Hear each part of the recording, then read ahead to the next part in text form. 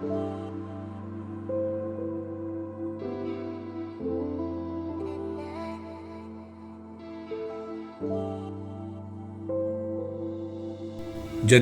ادب کی سرحدیں جلد دوئم مضمون نمبر 3 جس کا عنوان ہے اوکٹاویو پاز کے بنیادی خیالات، سماعت فرمائیے۔ اوکٹاویو پاز کو ادب کا نوبل پرائز دیا گیا ہے۔ اس نوبل پرائز سے الگ اس کی شاعرانہ عظمت اور اس کی ناقدانہ صلاحیت نے اسے پیبلو نیرودا اور لوئی برخیس کی طرح ایک ممتاز مقام دے دیا۔ اس کا شمار ان ادیبوں میں ہوتا ہے جس کا بہت گہرا اثر اپنے ملک کی سیاست، تہذیب اور ثقافت پر ہوا ہے۔ اس کی فکر اور شاعری میں ما بعد الطبیعتی رنگ بہت نمایاں ہے۔ وہ ایک شاعر اور سوچ بچار کرنے والا ادیب ہے۔ اس کا خیال ہے کہ ہر معاشرہ دنیا کا ایک منفرد امیج رکھتا ہے۔ یہ امیج معاشرے کی لاشعوری ساخت میں محفوظ ہوتا ہے اور تصور زماں اس امیج کی تشکیل میں سب سے اہم کردار ادا کرتا ہے۔ زماں یا وقت ہمارے لیے ایک تسلسل کا نام نہیں ہے، بلکہ یہ ایک ارادی عمل بھی ہے جس کی کوئی نہ کوئی جہت ضرور ہوتی ہے جو کسی مقصد کی طرف اشارہ کرتی ہے۔ شاعری وقت کی آواز ہے اور وقت ہی معنی کا کنز مخفی بھی ہے۔ شاعر زمان کے تسلسل کو زبان مہیا کرتا ہے اور ہر معاشرے میں جو دنیا کا امیج ہوتا ہے وہ وقت کے تصور میں آشکار ہوتا ہے۔ پاس کے نقطہ نظر سے دیکھیے تو شاعری وہ وقت ہے جو آشکار ہو گیا ہے۔ آپ جانتے ہیں کہ ہر تہذیب نے وقت کا ایک علیحدہ تصور دیا ہے۔ مثلاً ایک تہذیب وقت کو ابدی واپسی کا نام دیتی ہے، دوسری تہذیب وقت کو ایک ساکت ابدیت کے طور پر پیش کرتی ہے۔ کسی نے اسے ایسے خلا سے بھی تعبیر کیا ہے جس میں تاریخیں نہیں ہوتی۔ بعض نے اسے خط مستقیم اور بعض نے اسے مخروطی قرار دیا ہے۔ فلاطونی وقت آسمانی اجرام کی گردشوں کی طرح دائرے میں ہوتا ہے اور عیسائیوں کا تصور وقت ایک خط مستقیم میں۔ ہندوؤں کا وقت ایک التباس ہے، بار بار جنم لینے والا ایک گرداب۔ 19ویں صدی میں وقت کا ایک لامحدود تصور ارتقائی شکل میں ہمارے سامنے آیا ہے۔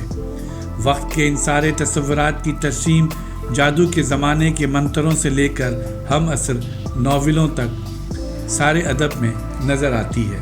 اوکٹاویو پاز کہتا ہے کہ آج شاعری دنیا کی امیج سے محروم ہو گئی ہے، اس لیے شاعری میں اب صرف بکھری ہوئی نشانیاں سائنس ملتی ہیں، یعنی دنیا کی ایک ایسی امیج جو امیج کے بغیر ہے۔ پاز کو ساختیات پسندوں سے کئی مقامات پر اختلاف ہوا ہے۔ وہ کہتا ہے کہ شاعری قدیم جادو کے اس یقین سے پیدا ہوئی ہے کہ لفظ اور جس چیز کی لفظ نمائندگی کرتا ہے دراصل دونوں ایک ہیں۔ لفظ ہمارے اور چیزوں کے درمیان پل کا کام کرتے ہیں۔ ہر لفظ اپنے سے باہر کسی معروض کی طرف اشارہ کرتا ہے۔ پاز کہتا ہے کہ صوتی شاعری بھی دراصل اس زبان کو یاد کرنے کی ایک کوشش ہے جو ہر زبان سے پہلے تھی۔ ابتدائی عیسائی اور ایشیائی اور امریکہ کے شیمینز بھی اسی زبان کی تلاش میں تھے جو تمام زبانوں سے پہلے تھی اور جو روحوں کو جوڑ سکتی ہے، ان میں وحدت پیدا کر سکتی ہے۔ اوکٹاویو پاز کی شاعری ما بعد الطبیعتی ہونے کے علاوہ وقت کے تصور میں گہری دلچسپی رکھتی ہے اور اس شاعری میں ایک ایسی پراسراریت ہے جس کا تجزیہ کرنا آسان نہیں ہے۔ پاز کی شاعری کے مجموعے سن اسٹون اور بلانکو شائع ہو چکے ہیں۔ پاز شاعر ہونے کے علاوہ ایک ممتاز نقاد بھی ہے۔ اس کے خیالات میں بڑی گہرائی اور بصیرت ہے۔ مثلاً آرٹ پر گفتگو کرتے ہوئے وہ کہتا ہے کہ قدیم زمانے میں سیاروں کی گردش سے کائنات کے لامحدود پر اسرار اور مکمل ہونے کا اعلیٰ ترین احساس بیدار ہوتا تھا۔ ستارہ شناسوں اور نجوم کے ماہرین سے لے کر ایک عام شخص تک کو ستاروں کو دیکھ کر ایک تقدس، حیرت اور آہنگ کا احساس ہوتا تھا۔ آج یہی انداز فکر ہمارے تصور فن سے نمودار ہو رہا ہے۔ پہلے آرٹ معنی اور خوبصورتی سے وابستہ تھا، لیکن آج فنکارانہ تخلیق ہمارے لیے خود مختار اور خود مکتفی حیثیت رکھتی ہے۔ پہلے آرٹ کے معنی آرٹ ہی میں ہوتے تھے، لیکن آج آرٹ کے معنی آرٹ سے ماورا بھی ہو سکتے ہیں، بلکہ آرٹ کے معنی खुद मायने से कमतर मायने भी हो सकते हैं।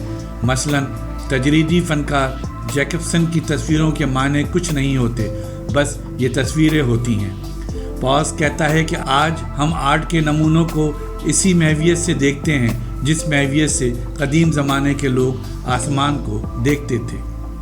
वो कहता है कि नक्काद भी मुतकल्लिमीन की तरह होते हैं।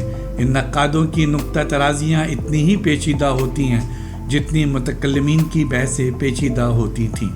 और कल्चर के सिलसिले में ऑक्टावियो पास का ख्याल है कि ज़िंदगी के ऐसे सारे मज़ाहिर जैसे खेल कूद, रक़्स व सुरूद, शायरी, मुसव्वरी, इबादत के तरीक़े, रसूम व रिवाज और पकवान की अंदाज़, ये सब कल्चर का हिस्सा हैं। पास कहता है कि बाज़ कल्चर ऐसे भी हैं जिनमें और 3-4 कल्चर कारफरमा होते हैं। मसलन फ़्रांस के कल्चर में 3 कल्चर और कारफरमा हैं, लेकिन तहज़ीब का ताल्लुक़ शहरी ज़िंदगी से होता है। तहज़ीब दरअसल मुख्तलिफ़ कल्चर्स की सोसाइटी का नाम है। जैसे इस वक्त मगरबी तहज़ीब में फ्रांसीसी कल्चर, जर्मन कल्चर और बरतानवी कल्चर सब मौजूद और ज़िंदा हालात में हैं। रूसो ने कहा था कि माशरा इमरानी मुआहदे से जन्म लेता है। पॉस कहता है कि माशरा इमरानी मुआहदे से नहीं, ज़बान से जन्म लेता है। माशरे का इन्हिसार ज़बान पर होता है और ज़बान का माशरे पर। हर ज़बान कायनात के बारे में अपना एक अलग विजन रखती है जो दूसरी ज़बानों के विजन से मुख्तलिफ होता है। सॉसियर ने यह कहा था कि ना सिर्फ कायनात के बारे में इंसान अपनी ज़बान के ज़रिए सोचता है, बल्कि ख़ुद कायनात का विजन उसकी अपनी ज़बान से मुतय्यन होता है। वाइको और हर्डर ने भी इसी किस्म के ख़यालात का इजहार किया था। वाइको ने कहा था कि ज़बान ही जीनियस की तश्कील करती है। हर्डर का यह ख्याल था कि ज़बान इंसान के सिर्फ बोलने के तरीक़े का नाम नहीं है, बल्कि इसके इंसान होने का नाम है। जिन ज़बानों में अशिया की तस्कीर व तानीस होती है, वो इन ज़बानों से मुख्तलिफ तसव्वुर हयात रखती हैं जिनमें ये तस्कीर व तानीस नहीं होती। रूसो ने यह तस्लीम किया था कि ज़बान का आगाज़ एक ज़बानी मुआहदे से हुआ है। इसमें इंसानों की ज़रूरत और उनकी जज्बात दोनों शामिल हैं। ज़बान की तख्लीक में कहीं अक्ल या आज़ादी का नाम नहीं है। बाद में ज़बानी मुआहदा इमरानी मुआहदे का सबब बन गया, यानी ज़बान ने माशरे की बुनियाद रखी है और माशरे ने ज़बान की। पास को इस बात पर शदीद हैरत है कि इंसान जो ज़बान बोलता है, इसकी तश्कील के सिलसिले में उसकी राय कभी नहीं ली जाती। और ये भी बड़ी हैरत की बात है कि इसकी तश्कील का ताल्लुक़ रिवायत से होता है। तो फिर सवाल ये है कि बात करने वालों की मर्ज़ी मालूम किए बग़ैर ये रिवायत कैसे वजूद में आती है? इस रिवायत का बानी कौन है? ऑक्टावियो पास ने सवाल उठाया है, क्या ज़बान खुद इस रिवायत की बानी है? ऑक्टावियो पास कहता है कि इंसान की फितरत ही ने तारीख़, तहज़ीब और आर्ट में रंगारंगी पैदा की है। जदीद तहज़ीब की बुनियाद माजी पर नहीं बल्कि तब्दीली पर कायम है। तारीख़ और शायरी में तज़ाद है और ये तज़ाद बढ़ता ही चला जा रहा है। अमरीका और यूरोप के मुख्तलिफ मुल्कों की शायरी की बुनियादी नौइयत एक है। रोमानियत, फ्रांसीसी अलामत परस्ती, अमरीकी जदीदियत और आवागार तहरीकें सब इसी का मज़हर हैं। जदीद शायरी में जदीद अहद के ख़िलाफ़ रद्द अमल का इज़हार होता है। इसकी कशकश कभी रोशन ख्याली, तनकीदी अक़ल, आज़ाद ख्याली और कभी अज़बातियत और मार्क्सियत से हुई है।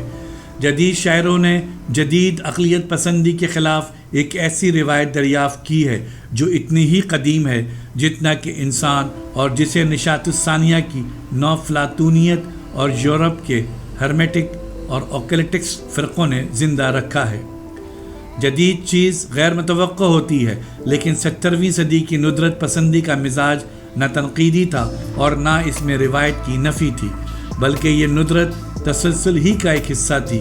17वीं सदी की ये नुदरत सिर्फ इस्तेजाब की चीज़ थी, इसमें तब्दीली का दूर दूर तक शायबा नहीं था। इनकार और हैरत का ये मिलाप और इसकी जमालियात का आगाज़ 18वीं सदी में हुआ।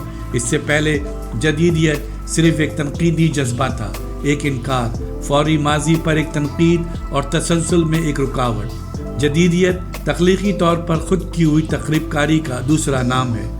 जदीद आर्ट तनकीदी अहद की पैदावार है, यानी अपनी तनकीद आप है। ہر نئی چیز جدید نہیں ہوتی جب تک اس میں دگنی طاقت نہ ہو. ایک طرف وہ ماضی سے انکار کر سکے اور دوسری طرف کسی مختلف چیز کا اقرار.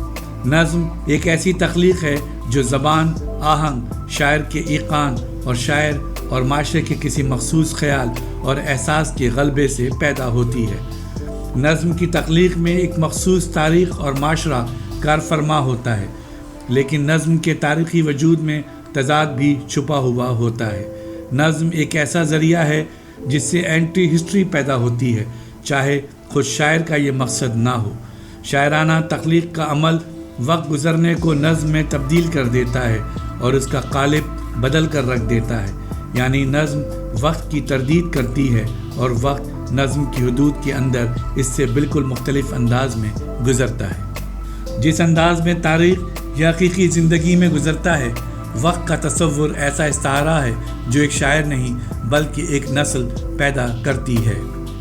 نظم میں شاعر خود اپنی آواز کے پیچھے غائب ہو جاتا ہے، لیکن یہ آواز خود اس کی اپنی آواز ہوتی ہے، چونکہ یہ آواز زبان کی آواز ہوتی ہے. یہ آواز کسی کی نہیں اور سب کی آواز ہوتی ہے. اس آواز کا خواہ ہم کوئی نام نہ رکھ لیں، وجدان، الہام، لاشعور، اتفاق یا حادثہ، یہ آواز ہمیشہ غیریت، ادرنس کی آواز ہوتی ہے. نثر کے متن کو پڑھنے کا مطلب یہ ہے کہ اس کو سمجھا جائے اور اس کے مطالب کو گرفت میں لایا جائے، لیکن شاعری کے متن کو پڑھنے کا مطلب اس کو دوبارہ تخلیق کرنا ہے. یہ دوبارہ تخلیق بھی تاریخ کے اندر ہوتی ہے اور اس کا رخ حال کی طرف ہوتا ہے جو تاریخ کی نفی کرتا ہے. آج کی شاعری حال ہے، ماضی اور مستقبل کے درمیان. اس میں سارے وقت مل کر ایک ہو جاتے ہیں. جدید شاعر یہ جانتا ہے کہ اس کائنات کو سمجھنے کے لیے صرف مماثلت، استعارہ اور مشابہت کا اصول ہی کافی نہیں ہے، بلکہ انکار، طنز اور تنقید بھی اس کے علم کا حصہ ہیں. ملارمے نے اپنے دوست کیزلس سے کہا تھا کہ میں دو انتہاؤں سے دوچار ہوا ہوں، ایک عدم اور دوسرا تحقیق، یعنی وہ شاعری جو اس عدم سے دوچار ہے. ملارمے نے عدم کی حقیقت کو تسلیم کیا، غیریت، ادرنس اور طنز کی دنیا کو بھی، جو بہرحال عدم کا مظاہرہ ہے. ملارمے عدم کے ساتھ مماثلت کی دنیا کو بھی تسلیم کرتا ہے جو شاعری ہے، اور شاعری عدم کا نقاب ہے. اکتاویو پاز کہتا ہے کہ شاعر نظمیں نہیں لکھتا بلکہ زبان شاعر کے ذریعے نظم لکھتی ہے. شاعر جو ایک شفاف حقیقت کی طرح ہوتا ہے، لیکن دراصل نظم کا سچا خالق نہ شاعر ہوتا ہے اور نہ اس کا قاری، بلکہ زبان ہوتی ہے. اس کا مطلب یہ ہے کہ زبان شاعر یا اس کے قاری کی حقیقت کو ختم نہیں کرتی ہے، بلکہ ان دونوں کو اپنے اندر سمو لیتی ہے اور ان کے درمیان خلیج کو ختم کر دیتی ہے.